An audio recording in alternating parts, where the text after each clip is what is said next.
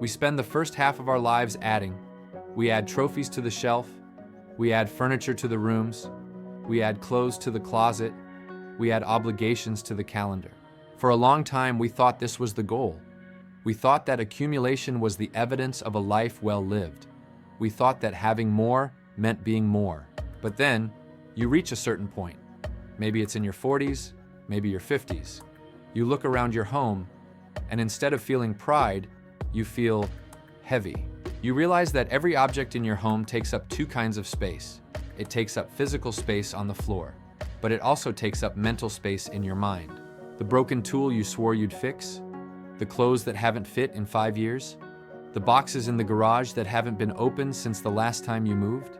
They are not just things, they are silent anchors. They are tethering you to the past. They are subtle reminders of unfinished business, of past versions of yourself, of someday and what if. And without realizing it, we become the caretakers of our possessions rather than the masters of our time.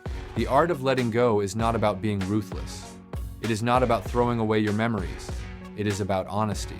It is standing in the center of a room and asking, does this object serve the person I am today? Or is it burdening the person I want to become? It is a difficult negotiation. We hold on to things because we are afraid. We are afraid that if we let go of the object, we let go of the memory attached to it.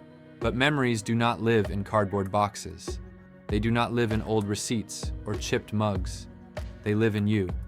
And often, by clearing away the artifacts, you actually make the memory clearer. When you start to clear the clutter, something miraculous happens. It starts physically. You clear a drawer, then a shelf, then a corner of the room. But then, it moves inward. As the physical space opens up, your mind opens up. The static noise quiets down. You find that you can breathe a little deeper in your own living room. You stop searching for things and start finding time. There is a profound peace in an empty surface.